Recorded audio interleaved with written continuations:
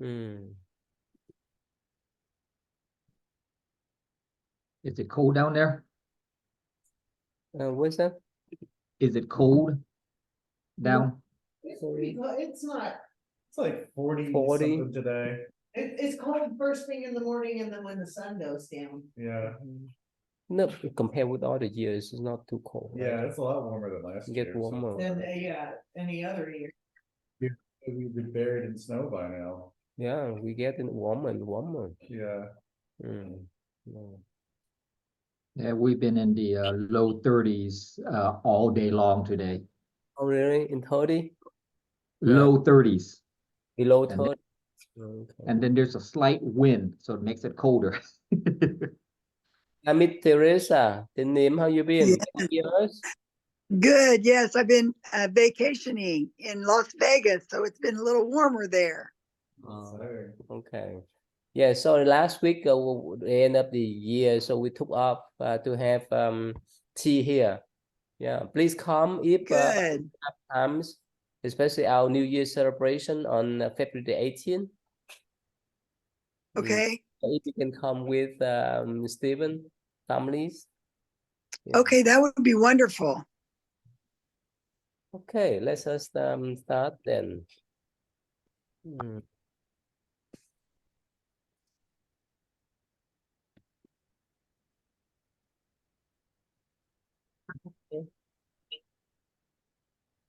Yeah, can you see a so small? It's a little small. Is this okay? That probably is fine for me. You want me to read first? Yeah, please. Okay. The Buddha's omniscience permits him not only to know what others are thinking and why they act the way they do, but also to see their past lives and their future lives.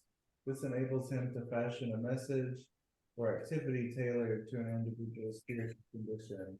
Let's stop. It's too important. You can stop that. Yeah.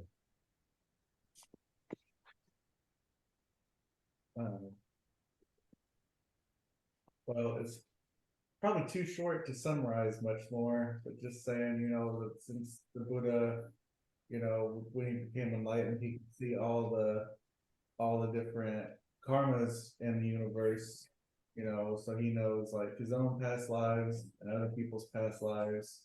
And so since he knows what's going on in people's mind and what's in their karma, he can give them a message or something to do that's better for them. Like he changes his method of teaching to suit different individuals and their individual problems. Imagine that the past of the children here. Yeah. Let's say if they were your parents, if they were your sibling, and so forth, right? Even your teacher. So how could you teach them in that way? Yeah. It's not easy, right? Yeah. What would you think? It'd be useful to be able to like custom make a lesson for everybody that was perfect for them. But yeah, you'd have to know everything to do it, really. No, I mean that it's much easier to know people background, right? Yeah. In our daily life, right? Yeah. We need as much we know their background, much easier for us to talk. Yeah. Right? If we know about Yes. like in Buddha case, right? Yeah. So much easier for him to tailor the teaching based on their needs, based on their potential. Yeah. Yes. And I've heard the story where somebody said to Buddha, you don't teach. They criticized the Buddha because they said he teaches one thing to one person and the opposite thing to the other person. And he said that he teaches people what they need. And I taught school for 20 years, and we had a saying that being fair does not mean giving everybody the same thing. It's giving each person what he or she needs. Because you wouldn't go into a hospital emergency room and give everyone a Band-Aid. Some might need a Band-Aid, some might need a surgery. So that would be awesome to be able to tailor a lesson to everybody's need, but you would have to know their background and their situation and their need. Yeah. Go ahead. Yeah. I was gonna say, it's actually something that I've heard like people used to say about the Buddha is they say that he is like a doctor who has like, 84,000 different medicines for all the different problems that a person could have. And yeah, like you said, a hospital, it's like,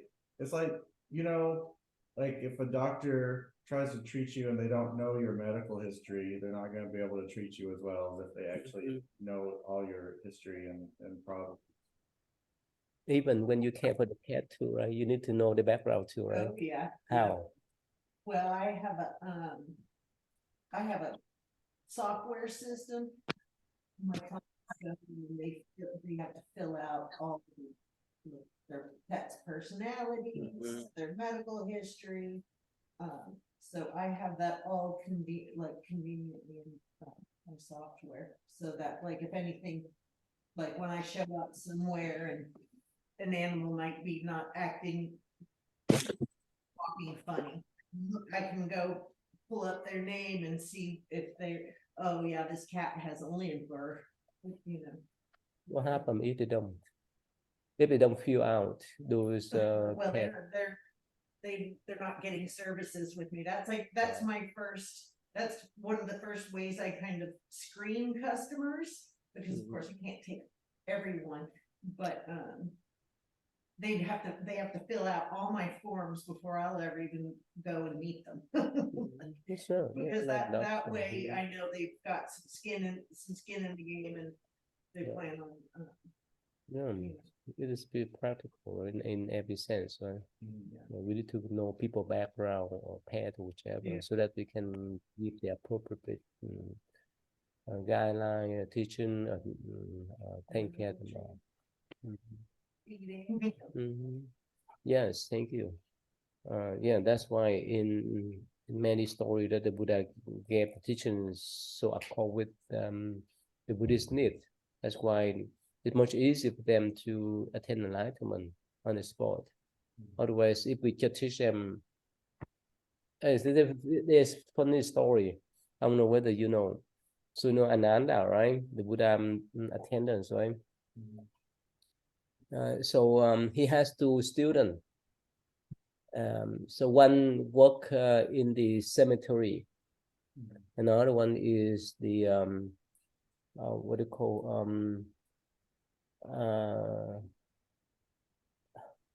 what do you call it? They jewelry, or they blow they huh? Glass blower? Oh yeah, glass blow, right? Glass blower. So these two students, so Ananda, he taught the one that's the work in the cemetery that take care of the dead, need to do the breath meditation, and the one that work on the glass blower need to contemplate the impurity of the body. Oh. You understand that? Yeah. It's the opposite. Yeah. So they practice so many years and not much progress. So they went to see the Buddha and complained that we try our best to do the practice, but we go nowhere. So yes, the Buddha asked, what you guys practicing? So they told the Buddha about Ananda teaching. So Buddha told Ananda, no way. you taught in the opposite, right?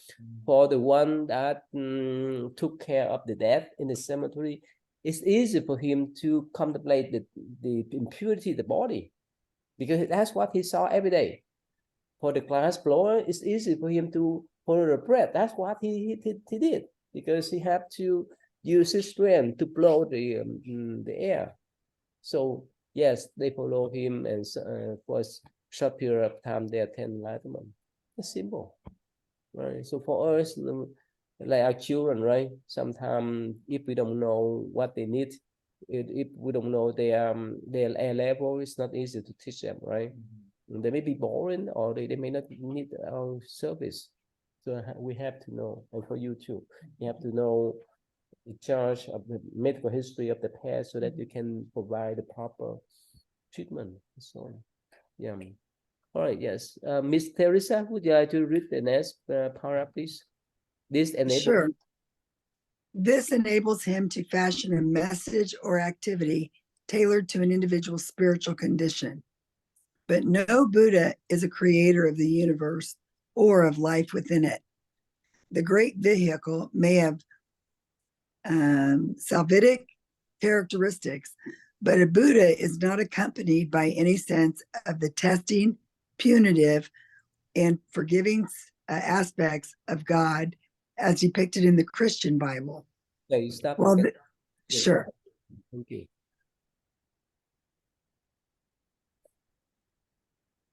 Yeah, can you summarize, please? Oh, summarize. Please. Yes, I think this is it's saying that Buddha is not a God and he doesn't have the characteristics that Christians have given to their God, which are punishing, being able to be the only person or figure that forgives misdeeds of humans, and the only one that can give salvation after death. So, and this is one of the best things that I love about Buddhism, because Buddhism gives an internal locus of control that we do these things for ourselves, whereas Christianity gives an external locus of control, a God outside of ourselves who we have to depend on for our salvation and forgiving us and for punishing us for bad. So I think that's what this is saying, the difference between Buddha and a Christian God. Yeah, total opposites, right? Right, Sam? Yes. Mhm. Yes. Yeah, that's why yeah, I'm teaching college students, so many of them they love this idea because they're the one that are in charge of their life, not Yes. other people or other God completely. It's so practical in our life, right? Other people can be helpful, right? But we are the one who determine who we are, the one who determine our job, our occupation, in any aspects of life. That's why that was so critical, it's so important. And yeah, the Buddha doesn't punish us if we make the mistake. So who will mean that how could the Buddhists follow the moral obligation then if the Buddha doesn't punish us when we make a mistake? Let's say for the teacher, right? When the student mess around, the teacher will say, "Hey, face the wall," give him some kind of punishment and so forth. But what happened if what do you think? You punish yourself. The karma. Your karma, yeah. Karma, yes. The karma come back to ourselves, not anyone else. Right? Good things happen back for you. You do bad things, well, guess what come along? Like the tennis ball, right? The harder we throw to the wall, right? The harder it bounce back to us. This is the law of karma, universal law. Not anyone, no one create that, but just the law of the nature law. But what do you think about the Dharma protector in the front? I like him. But what do you think? Why we need to have them, Dharma protector, spiritual Dharma protector in the front? Why is that? Why? What do you think? Like just protect. I don't know. I want to hear you explain it. I don't know how to explain it really well. Which ones, like The front. Manjushri and No, the front, the one that carried the sword. oh, the lion? No, the middle one. On this side. Yeah. What do you think? Armor. I do know a story about it, but I can't. It's like I can't remember exactly. I can't remember exactly what it was. You go ahead and tell it, please. Yes, and Stephen, what do you think? Why do we need to have a Dharma protector, spiritual Dharma protector in front of the temple? Why is that? Yeah, I am gonna take a guess at this is not to protect the living beings, but more protecting us from the spiritual, the hungry ghost, the evil spirit. I think more in that sense to protect us from them is my guess. Miss Teresa, what do you think? Have you seen I think you may have seen some statue of Dharma protector in the front of the temple, right? I don't remember, but I would think I would have to guess like Steve. I would think that it's to protect the spirit of the Dharma, the spirit of the truth, and represent so that we don't forget it. Yeah, well, they're like policemen, right? Some of them, they want to serve the communities. And so Dharma protector, they make their vows to protect the way place, the temple, or the spiritual people, or the Buddhist people. That their vows from the evil spirit. Yeah, so that their vows there. Anyway, so that's why if something happened, they will intervene. Yeah, please, can you repeat? Why?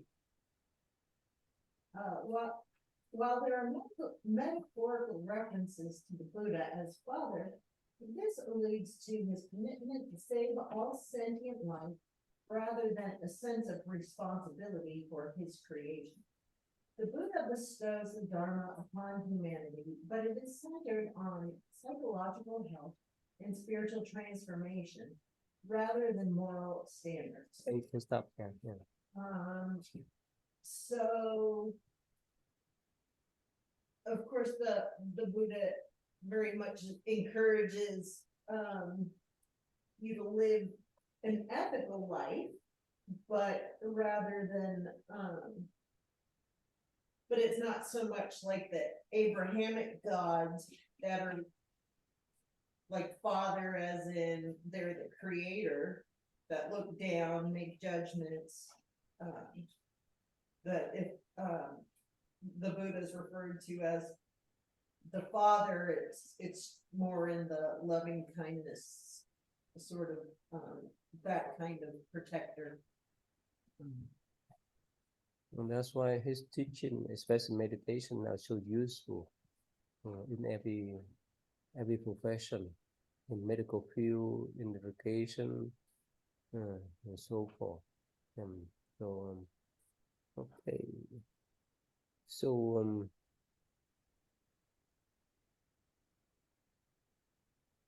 okay.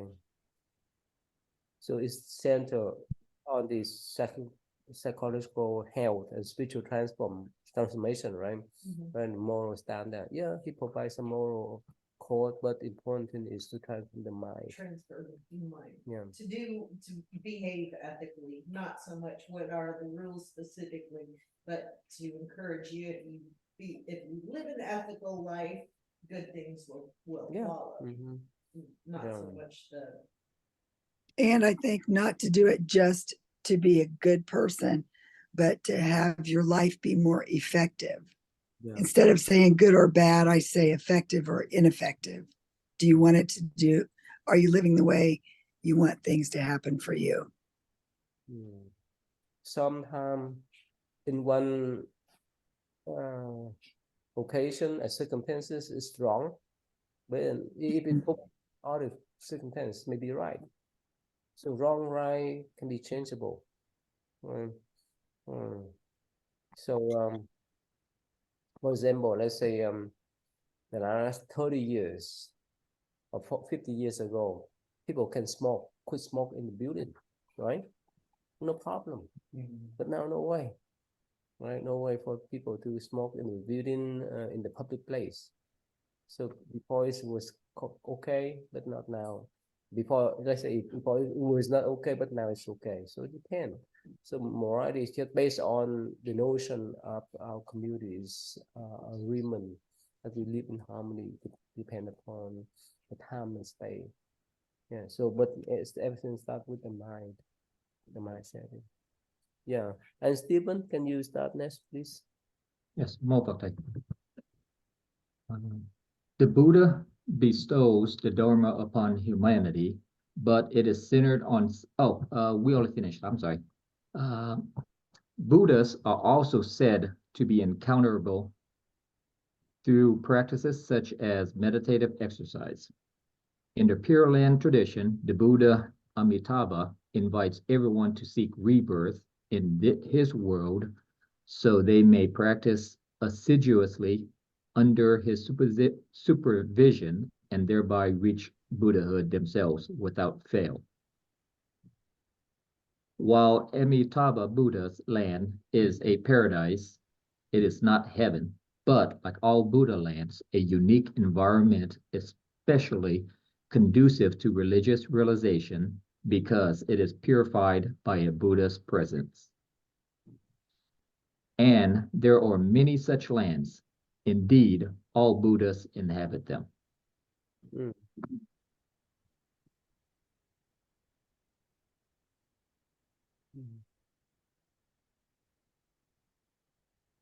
This one is a little bit difficult for me, I guess, but at least the beginning there, I'm guessing they're mentioning how as a not only to learn and understand, but you have to practice meditative exercise, which are basically direct you in the right way of thinking, I guess, instead of steering you away from all the negativity thoughts. So, and then if you continue on with a meditative exercise, then that will get you in the correct path to improve on your karma. So, more fakta.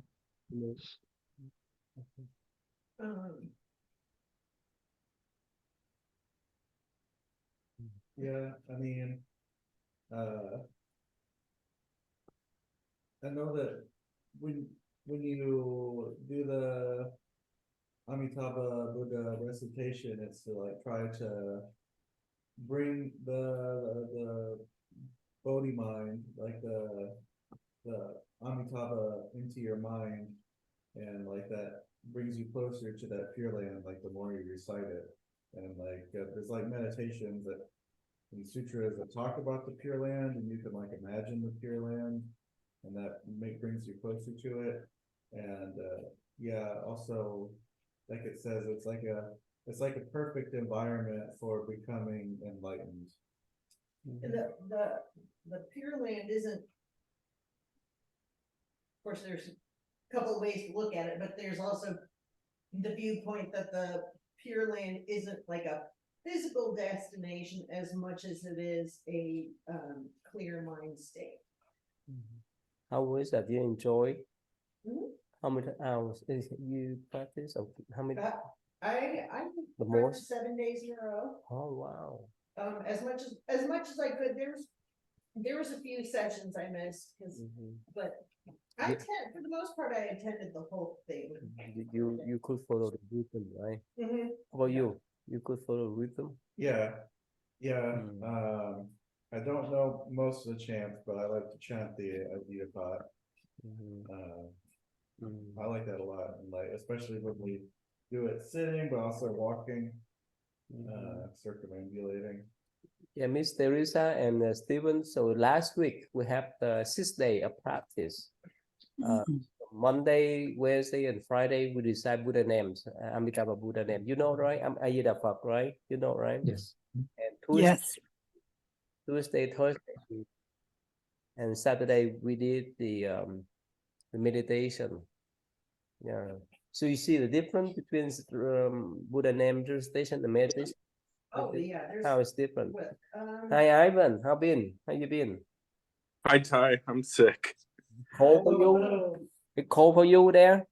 I don't know. I have a cough and things. I'm okay. You take medicine? Yeah, I just took some. I finally lamented and gave in and took some. Yeah, but Kristen, what is different then? well, of course, like chanting the Buddha's name, Ayappa, or that's very it's kind of an external meditation, right? It's you're going kind of out, almost outside of yourself. This is the way I feel it. So I feel like the chanting is very an external. So there's a very sensual component to it. So it's very easy to focus. The time goes by very quickly. So I would say for most people, chanting is much, much easier than sitting long hours. You know, sitting long hours in meditation not only requires a lot of effort, it requires a lot of skill, but as for me, I've had to really learn some strategies to work with things, you know. So I think, I mean, obviously they complement each other perfectly, but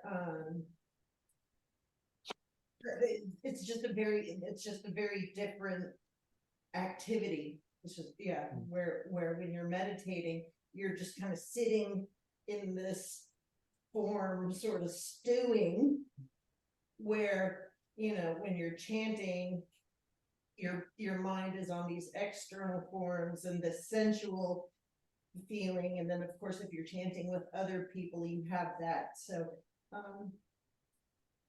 they're both great, but I think they kind of need to be done together. You're missing out if you only choose one. Yeah, Miss Teresa, you know the difference between design Buddha names and meditation and do meditation? You see the difference? Yes, and I think she explained it really well.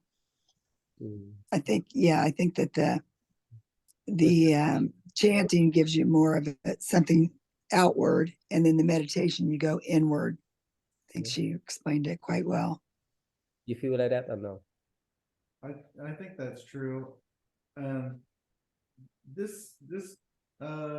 This subject and the last one, like both the trillions and like this type of meditation, I wish I could explain like thoughts and feelings I have about it, but honestly, I feel like there's some part of it that's like kind of like impossible to explain in words, because it gives, I don't know, like I kind of get like a sense from it of something like that's like not normal human existence.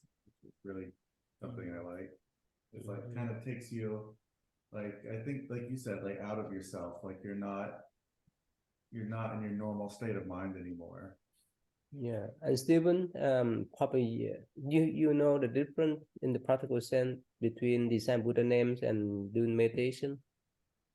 I'm gonna take a general guess based on what I've learned so far. Meditation, just like everyone is mentioning here, is more of internal focus, but from what I can remember, isn't meditation, it's just basically when you concentrate on a specific task, only just that one task, internally, of course.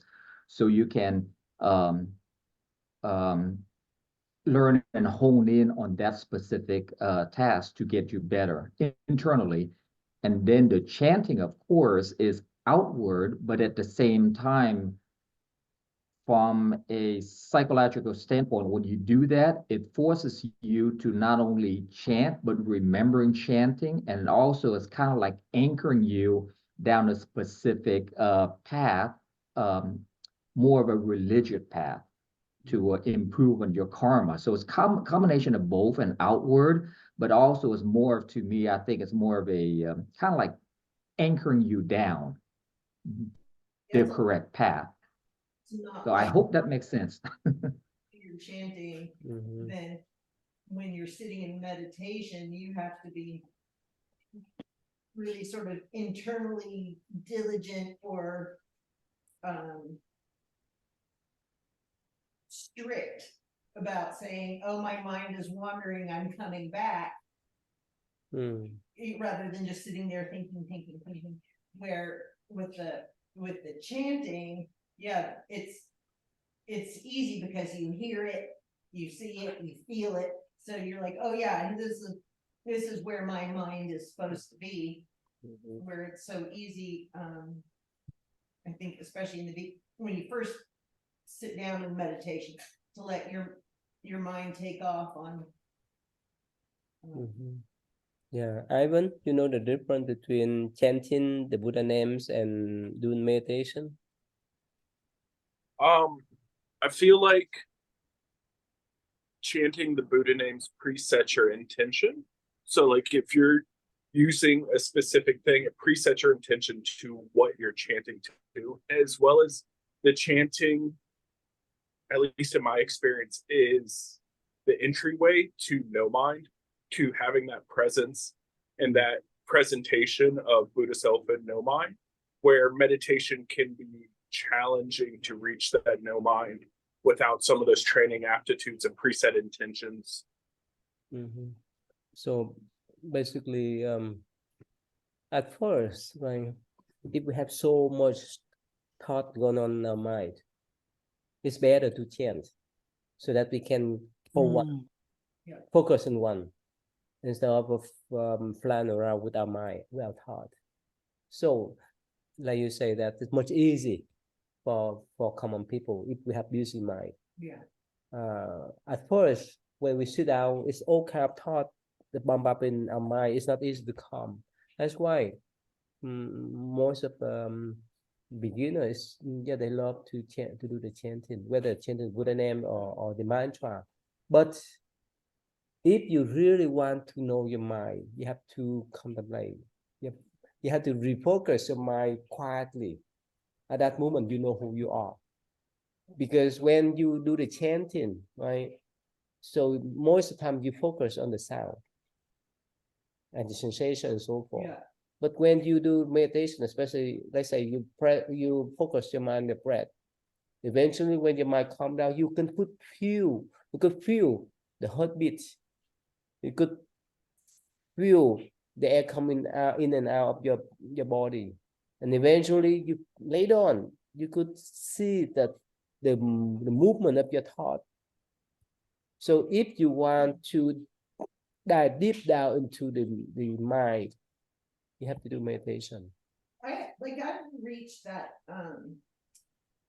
bliss state after sitting long days in meditation, 8 hours, for however many days. So I know that there is this like really amazing bliss that, especially after you've had a few days of meditation and your colors are brighter and everything else is. But I feel like so that of course takes a lot of effort to be able to get to that like blissful mind state. And meditation takes time, dedication, training, practice. I feel like with the chanting, it's very easy to use blissful,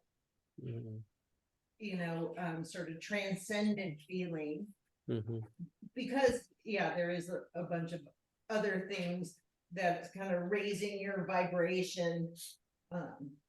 So I feel like it's quicker access to that bliss state through chanting. But of course, for me, the bliss state from meditation is so much more transformative, just because we don't really get, or at least I don't get lots of opportunities to, sit and retreat a whole lot. So in the practice of Pure Land, also in the chanting the mantra, it said that when we decide Buddha name or chant the mantra orally, verbally, right? We need to listen to the sound, focus on that type of sound instead of let our mind fly around. So if our mind, our listening, and our chanting are in once, at that moment we can get the bliss there. At that moment, this is similar as concentration. But if, let's say, if our mouth is chanting, but our mind flying around, it's a waste of time. Like while we're driving, right? If we really focus on driving, it's more safe. If we drive the car in mindless way, that's we let our mind fly away, so we can hit the back of other people's car and so forth. The Dharma talk that I listened to, this nun really focused on. Well, it was funny. She said, your phone can sit there, and you could probably have an app that plays Namo Amitofo, or, you know, you have a little box, whatever, that, they're not going to the Pure Land. So it's not just saying that, it's In the mind. it's putting your, it's Oh, yeah. mind there, it's contemplating the qualities of the Buddha, it's you know, if you're contemplating the Pure Land, you're thinking about what are all these things that's so hard here to enlighten, like my body, or Mhm. you know, so that yes, the chanting part is very important, but what is also extremely important is understanding you know, why you're going to, and to create and to go in with the bodhicitta, Mhm. you know, with a really sincere intention to eventually awaken, fully awaken. But here the trick, you can contemplate, you can understand before and after, not during your recitation. Why? Sam, you understand? Because You can contemplate and understand or analyze that type of yeah, in your meditation. that kind of practice before and after, not during, because the only thing you need to do while you do meditation, while you do chanting and so forth, you just focus on the chanting. Because if you while you're chanting and somehow you think about the Pure Land, you get lost again. You might be distracted. So that's why you can think before and after, not doing. So when you do the chanting, whether it's Buddha name or the mantra, you should focus on the sound. That's more than enough.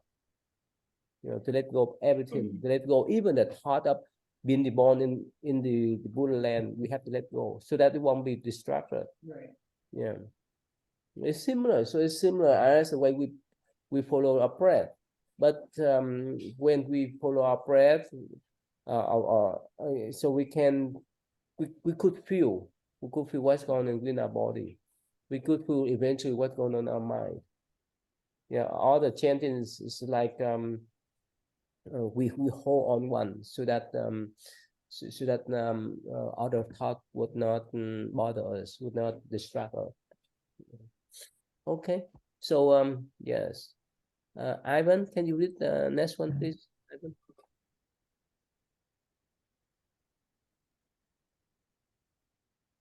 The growth of Asian Buddhism. The spread of Buddhism to East Asia began with the first missionaries to China, who arrived in the 1st century CE. China had a sophisticated culture with century-old traditions of government bureaucracy, literature, philosophy, and so on. And almost immediately, translation teams were created to render the sutras into Chinese, a process that continued for 8 centuries. By the 7th century, Chinese Buddhism was so fully realized, with its own philosophical schools, traditions of art and architecture, and so on, that it became the form adopted by Vietnam, Korea, and Japan as well. So the sutras came in because they were coming out of India. They were in Sanskrit, question mark, correct? And had to be translated into Chinese and out to be able to communicate them. So how we've talked about how Buddhism has transferred. How much essentially have we lost because of those translation errors? Do we know?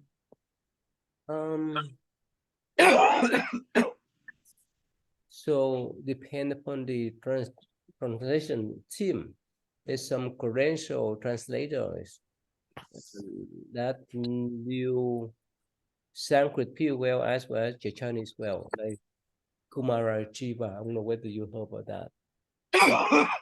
Under him is the monks that check every word of their translation. So that's why the Lotus Sutra is one of his teamwork. How you decide. That's many people love love to decide.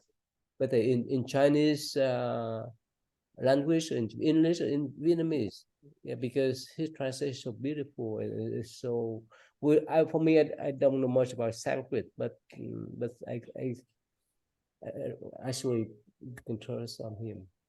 Yeah, and others translator, yes, they translate themselves, but somehow you could know, right? You could know whether people know two languages or not, or they just know one and the other one they have I mean that they don't have much understand of the second language as a translator.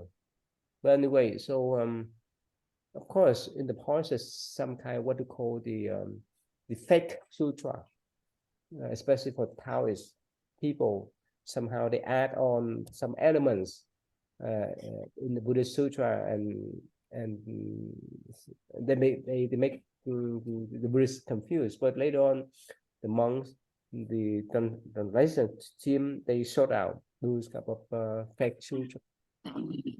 So anyways, it's some type of standardized way that for translator to do the translation work. Is have the whole process. And that's why wherever Buddhism spread to, it adapt to the local traditions. And when the Buddhism just spread to China, because China is to embed with Taoism and Confucianism, first the Buddhist master, the Buddhist people, some Taoist and so the people can understand easily. Right, like here when Buddhism spread to the West, right? we use some terms that people understand in easy way. Right? We have a Zen iPod, and so forth. Yeah. So they depend upon how we use our wisdom to share the Buddha teaching with others, as many way. And I think Bob, you can know, right? You can recognize for the Buddhists, for Vietnamese Buddhists, they're more devotional, right? If you ask them to sit down to do meditation, you see that? They would not. They would not. Well, of course, for you, since Bob, since you used that, but other people, no way. Like Professor Michael, no way. No way to him to decide Buddha names and other people, no. So meditation is more appropriate. Meditation is more suitable for them. Yeah. So again, depend upon the needs of people. If we provide that kind of need, they can take it. Otherwise, it's not easy. Yeah. Okay. Sam, you can next one, please. From at least the 3rd century, the port of Hanoi had served as a stopover point for both traveling between India and China. And in the 6th century, northern Vietnam adopted Chinese Buddhism, and this form spread to the south, and the country was unified in the 15th century. Have you seen the map? What do you call the where the Buddhism spread to Vietnam by boat through the sea? Let me show you. Can you summarize, please?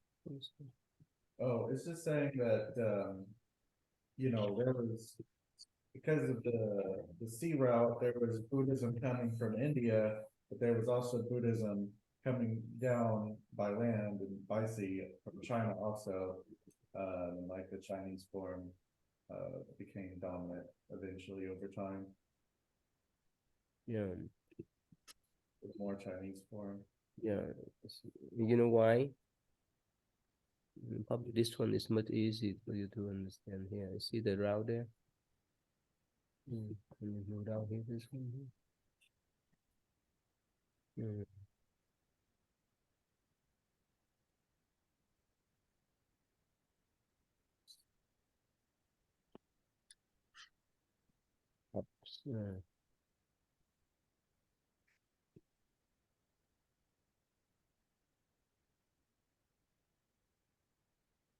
Oh, that's good. Okay, right here, see that, so the sea route, you see that? Yeah. Out here, Malaysia, the sea route is Vietnam there, and is all here too. So this is the Silk Road, not here. This is Silk Road, the inland road, right? But the sea road, maritime road, it say that in the 3rd century, a Vietnamese monk spread Buddhism from Vietnam to southern China, because for the Indian monk who travel by sea, by boat through the sea, stop by at Vietnam, like Hanoi you mentioned recently. So they learn Chinese before they went to inland to China to spread Buddhism. Yeah, so that's just 2 routes, right? Silk Road and Maritime Road. Yeah, and actually, Chinese Buddhism has more influence on Vietnamese Buddhism since the 10th or 11th century, when Buddhism died out in India. There's not many monks from India to go to Vietnam, so that's why we have that type of influences now. But up to now in South Vietnam, the Theravada tradition is more prevalent because it spread from Cambodia, Thailand, and so forth.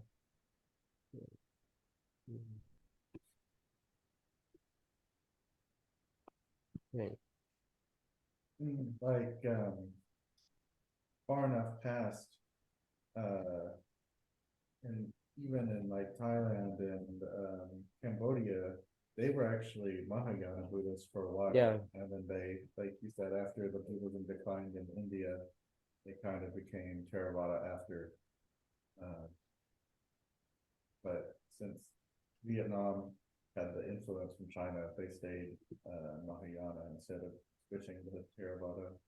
Yeah. So basically, yeah, when when Buddhism in India died out, so Sri Lanka, right, uphold the Theravada tradition. That's why it spread back to Southeast Asia country, right? Thailand, and so forth. I don't know a ton about it, but I know, like, before when it was the you know, in the Middle Ages, I guess, like there was like Dai Yet, and then there was like a Champa, the Champa kingdom. They had like a lot of like Sanskrit. I don't know if they had that.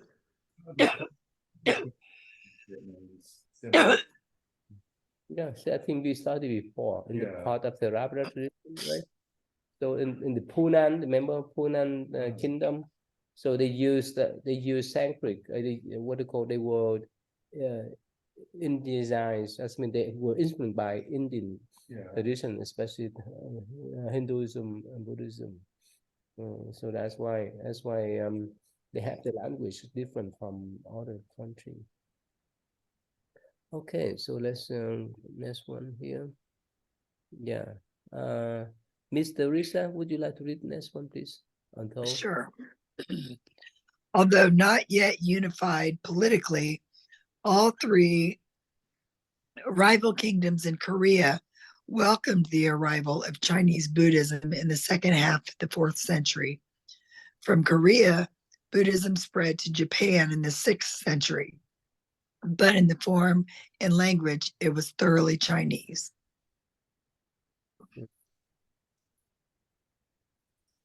So I guess it's just going further and talking about the development of China.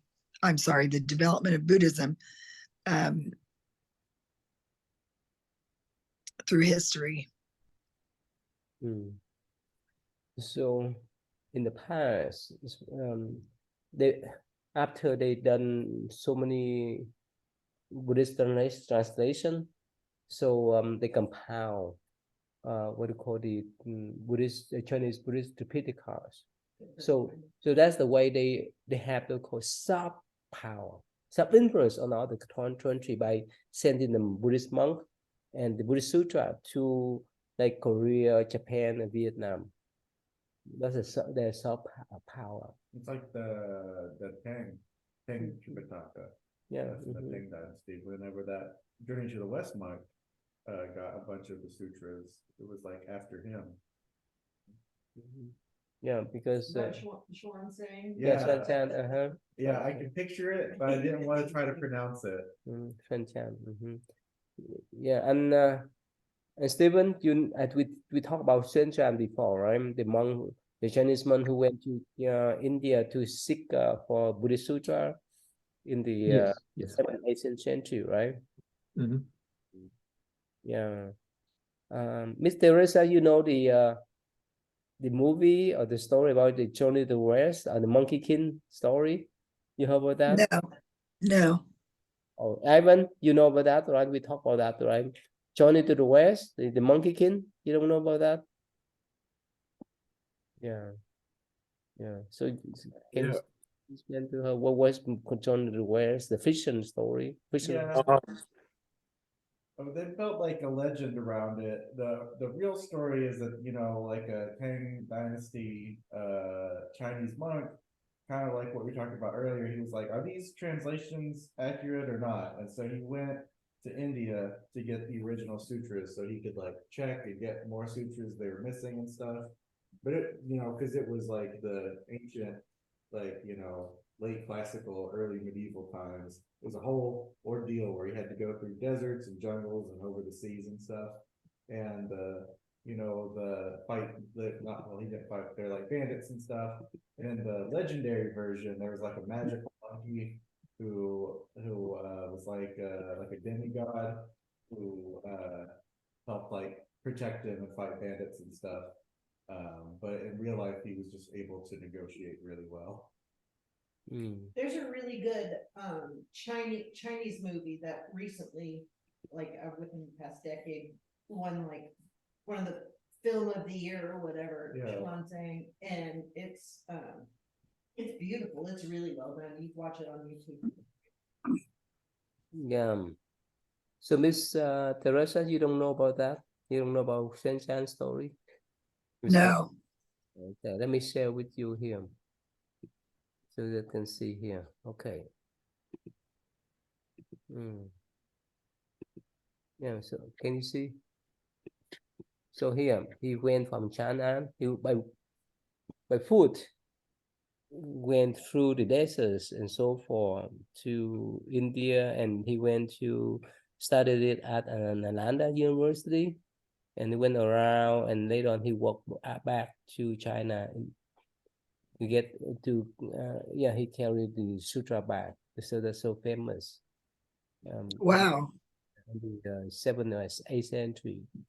But so the tower is based on Shan Chan historical figure to develop what they call Journey to the West. Yeah. That's the visionary one. So they designed that beside him, they were dragon, they were monkey king, the pig, and the horse. So basically, Xuan Jia in that visionary story is so quick that he need to rely upon those animals like the monkey king to protect him to go to Buddha land. Yeah. Yeah. So if you can on the I mean that the YouTube Yes. monkey king, you see that. You see, that's really a lot funny story over there. Yeah. Okay. Yeah. So Ivan, you heard about that yeah, monkey king, right? Yes, Ty. Yeah. I really liked the Sun Wukong stories and stuff. Yeah, Miss Pearson, you know about that, right? The monkey king story, right? Yeah. I was just looking it up to see if the whole thing is on YouTube or if it's just The real story? no, not the real story. The Journey to the West. Oh, Journey to the West is there. Because I have not watched that. I've watched the Chinese film. Yeah, they pop yeah. There's a really good Netflix series that's like a multi-part series for Journey to the West. Okay. That's a live action thing. It's pretty good. I've seen a live action. I've not watched the movie, but I've seen like pictures from a Chinese live action on the costume. Like the Swan James hat. I really like. Yeah. I really like the mythos of Journey to the West, because even though it's fiction of, you know, Wukong and the monk and the pig, the horse, etc., like it really tells, in my opinion, the nature of his journey, of what he had to rely on, and the nature of the energy, the presence that he had to embody to do the journey. Yeah, there is, you see that. So Xuan Chan in this Journey to the West, a fictional story, right? The Monkey King is Yes, bigger. I'm gonna write it down. Yeah, the pig and the horse. Yeah. Yeah. Okay. And yeah, especially the children, they love the Monkey King, because he demonstrate all kind of supernatural power. But for the pig, it represent what they call the greedy mind. Yeah, you can this is a lot. Yeah, Yeah, I'll look that up. I see that here. Yeah. Okay. Anyway, so that's how Buddhism spread to China, and also not only Shenzhen, there's many Chinese Buddhist monk, Vietnamese monk, and so forth.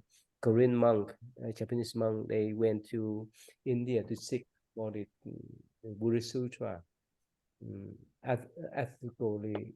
But of course, Shenzhen is one of the most famous story that people learn. All right, so thank you. So see you then. Thank you. Yeah. Thank you. Well, fuck. Oh, fuck that.